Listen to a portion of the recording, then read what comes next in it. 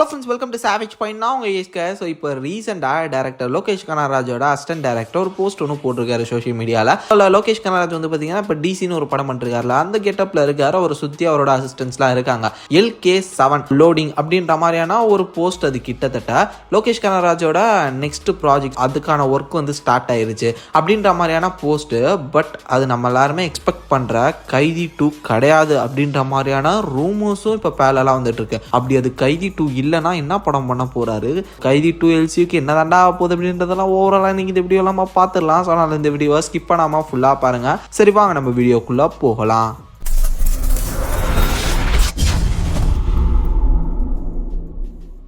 ஆக்சுவலாக வந்து பார்த்தீங்கன்னா Kamal Haasan sir and Rajinikanth sir இவங்க ரெண்டு பேரும் சேர்ந்து நடிக்கக்கூடிய அந்த ஒரு படத்தை இவர் தான் டைரக்ட் பண்ணுற மாதிரி இருந்தது. பட் கூலி வந்து ஒரு பெரிய கிரிட்டிக்கலி அது வந்து பெரிய பேட் ரிவ்யூ வாங்குச்சு. இதன் காரணமாக அந்த ரெண்டு ஆக்டர்ஸுமே கொஞ்சம் இவர் வேணாமே அப்படின்னு சொல்லிட்டு இப்போ நெல்சன் சைடு மூவ் ஆகிட்டாங்க. அதுக்கப்புறம் தான் இவர் ஹீரோவா டிசி அப்படின்னு சொல்லிட்டு ஒரு படம் பண்ணுறாரு. தென் இதுக்கப்புறம் ஃபுல் அண்ட் ஃபுல்லி LCU அந்த கைதி 2 இதை ஃபோக்கஸ் பண்ணி தான் இவர் இருக்க போகிறாரு அப்படின்ற மாதிரிலாம் போயிட்டு இருக்கும்போது இப்போ சடனாக லோகேஷ் கனகராஜோட 7th ப்ராஜெக்ட் வந்து கைதி 2 இருக்க போறது இல்லை. அதாவது நெக்ஸ்ட் ப்ராஜெக்ட் வந்து பார்த்தீங்கன்னா கைதி 2 இருக்க போறது இல்லை. அது வந்து ஒரு தெலுங்கு ப்ராஜெக்டாக இருக்க போகுது அப்படின்னு சொல்றாங்க. லைக் வந்து ஒரு தெலுங்கு ஆக்டர் தெலுங்கு ப்ரொடியூசரோட சேர்ந்து பண்ணக்கூடிய ஒரு தெலுங்கு படமாக தான் அது வந்து இருக்க போகுது. அதுக்கப்புறம் தான் கைதி 2 பண்ண போறாரு. ஏன்னா கார்த்தி சார் வந்து இந்த தடவை பிஸி ஆகிட்டார். லைக் என்னன்னா சர்தார் 2 வந்து கிட்டத்தட்ட முடிய போகுது.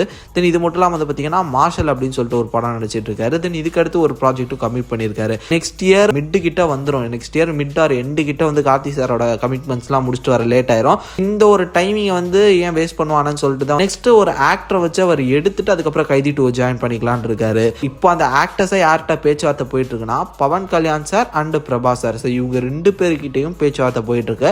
யார் இமீடியட்டா கால் ஷீட் தராங்களோ அவங்க டேட்ஸ் தராங்களோ அந்த ஆக்டரை வச்சு அப்படியே டக்குன்னு ஷூட்டிங்குள்ள போறாங்க. KVN ப்ரொடக்ஷன் இருக்காங்க. லைக் இப்போ விஜய் சாரை வச்சு ஜனநாயகன் பண்றாங்களா, அந்த ப்ரொடக்ஷன் ஹவுஸ் கிட்ட தான் பேசியிருக்காங்க அப்படின்ற மாதிரியான ரூமர்ஸ்லாம் கிட்டத்தட்ட ட்ரஸ்டபிள் சோர்ஸ்ல இருந்து வந்துகிட்டு இருக்கு. பண்ணுங்க வேணான்னு சொல்லல. KVN ப்ரொடக்ஷன் ஒரு பெரிய ப்ரொடக்ஷன் ஹவுஸ் தான். அவங்களோட அப்கமிங் ப்ராஜெக்ட்ஸ் டாக்ஸிக் 2 ஜனநாயகன் சொல்லிட்டு அடுத்த வருஷம் பெரிய பெரிய ரிலீஸ்லாம் இருக்கு. ஒரு பெரிய ப்ரொடக்ஷன் ஹவுஸ் தான். அவங்களுக்கு கீழே ஒரு பெரிய ஆக்டர் தெலுங்குல வச்சு முக்கியமா பிரபாஸ் சார்லாம் வச்சு பண்ணும்போது நிச்சயமா ஒரு பெரிய லிஃப்ட் கிடைக்க தான் செய்யும். லோகேஷ் கனகராஜுக்கு இல்லைன்னு சொல்ல, கமர்ஷியலி அது வந்து கண்டிப்பா ஒரு சக்சஸ்ஃபுல்லான ஃபிலிமா ஆகும். ஏன்னா அவனுக்கு வந்து வெறித்தனமா வந்து இருக்கானுங்க. முக்கியமா பிரபாஸ் சார்னா அவ்வளவுதான். அப்படி பார்க்கும்போது கண்டிப்பா ஒரு பெரிய லிஃப்ட் கிடைக்கும் அவருக்கு. அப்படி இருக்கும்போது இது எந்த ஆக்டரும் வேணான்னு சொல்ல மாட்டாங்க தான். பட் அவருக்குன்னு ஒரு யூனிக்கான ஒரு யூனிவர்ஸை உருவாக்கிட்டு ஏன் அதை வந்து கருணை கொலை செய்கிறாரு அப்படின்றதான் பலருக்கும் வந்து புரியாத ஒரு விஷயமா இருக்கு.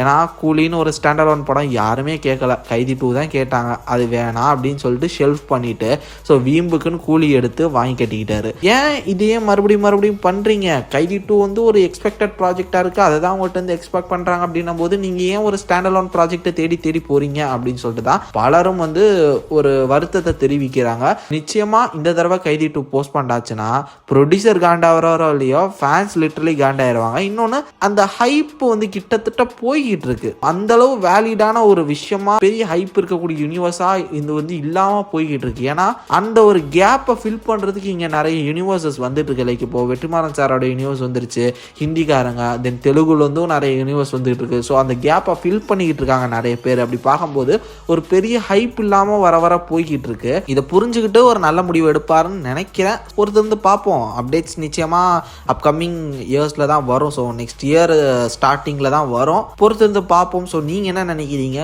கைதி 2க்கு நீங்க வெயிட் பண்றீங்களா, இல்ல ஸ்டாண்ட் அலோன் பண்ணா உங்களுக்கு ஓகேவா? ஸோ உங்களோட தாட்ஸ் அண்ட் வியூஸை மறக்காம கீழே கமெண்ட் செக்ஷன்ல மென்ஷன் பண்ணுங்க, நான் பார்த்து தெரிஞ்சுக்கிறேன். சரி ஃப்ரெண்ட்ஸ், இந்த மாதிரி தொடர்ந்து நிறைய இன்ட்ரெஸ்டிங்கான வீடியோஸ் பார்க்கறதுக்கு மறக்காம நம்ம சாவேஜ் பாயிண்ட் சேனலை சப்ஸ்கிரைப் பண்ணி அந்த பெல் ஐகானை பிரஸ் பண்ணிக்கங்க. அடுத்த இன்ட்ரெஸ்டிங்கான வீடியோவில் நாளைக்கு மீட் பண்றேன். அது வரையும் tata bye, take care from A Square.